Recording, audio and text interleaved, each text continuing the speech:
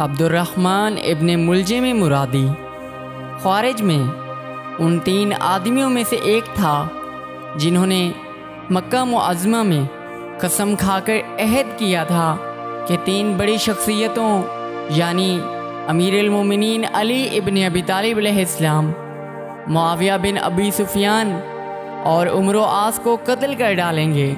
ہر کوئی اپنے منصوبے کے مطابق اپنی جگہ کی طرف روانہ ہوئے، اور اس طرح عبد الرحمن ابن ملجم 20 شعبان سن 40 ہجری کو شہر کوفہ میں داخل ہوا۔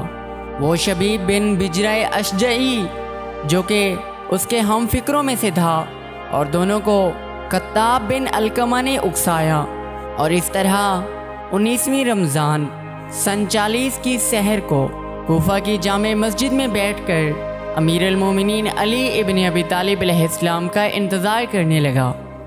دوسری طرف کتام نے وردان بن مجالد نامی شخص کے ساتھ اس کے قبیلے کے 2 آدمی اس کی مدد کے لیے روانہ کیے تھے۔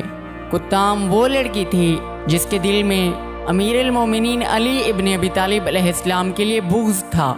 اشعث بن قیس کندی امیر المومنین علی ابن ابی طالب علیہ السلام کے ناراض سپاہیوں اور اپنے زمانے کا زبردست چاپلوس تھا اور منافق آدمی تھا۔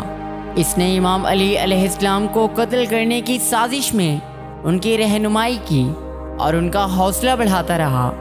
حضرت علی علیہ السلام 19ویں رمضان کی شب اپنی بیٹی جناب کلثوم سلام اللہ علیہا کے ہاں مہمان تھے۔ امیر المومنین علی ابن ابی طالب علیہ السلام نے تھوڑی سی روٹی اور نمک کے ساتھ روزہ افطار کیا اور نماز کے لیے کھڑے ہو گئے۔ نماز سے فارغ ہو کر کچھ دیر گھر کی چھت پر جا کر آسمان پر ستاروں کو دیکھنے لگے اور فرمانے لگے، یہ وہی رات ہے جس رات کا مجھے وعدہ دیا گیا تھا۔ اس رات امام علیہ السلام عبادت خدا میں مصروف رہے۔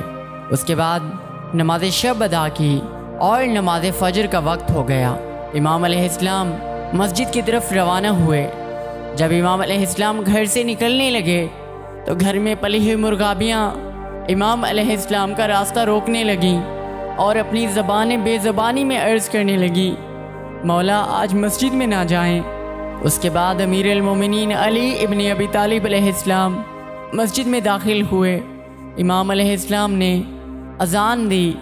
19 رمضان المبارک کی صبح امام علیہ السلام کی اذان کے الفاظ میں وہ درد تھا کہ جس سے محسوس ہو رہا تھا کہ آج امیر المومنین علی ابن ابی طالب علیہ السلام کی اس دنیا میں آخری اذان ہے۔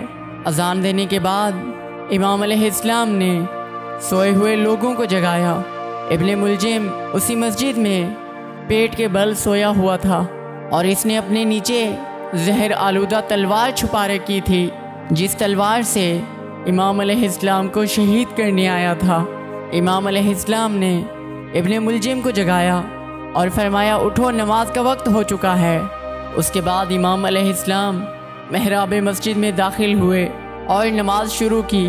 پہلے سجدے سے ابھی سر اٹھا ہی رہے تھے، عبد الرحمن ابن ملجم نے نعرہ بلند کیا اور اپنی زہر آلودہ تلوار سے امیر المومنین علی ابن ابی طالب علیہ السلام کے سر مبارک پر حملہ کیا، اور امام علیہ السلام کا سر سجدے کی جگہ ماتھے تک شگافتہ ہو گیا۔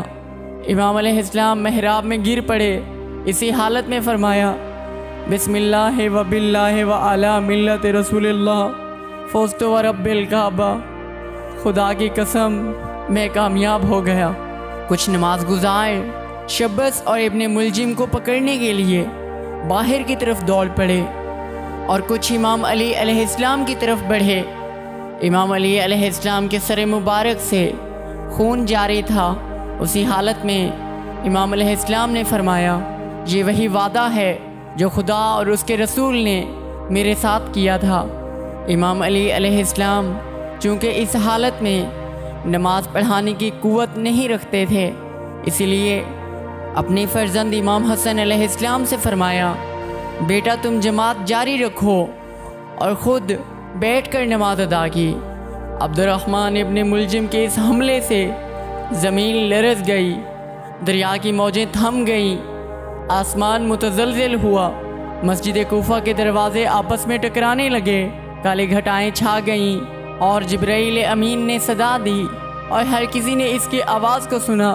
وہ کہہ رہا تھا، ہدایت کے ارکان کو توڑ دیا گیا، علم نبوت کے چمکتے ستارے کو خاموش کر دیا گیا، پرہیزگاری کی علامت کو مٹا دیا گیا اور عروۃ الوثقی کو کاٹا گیا، کیونکہ رسول خدا صلی اللہ علیہ وآلہ وسلم کے ابن ام کو شہید کیا گیا، علی مرتضیٰ کو شہید کیا گیا، اسے شقی ترین شقی ابن ملجم نے شہید کیا۔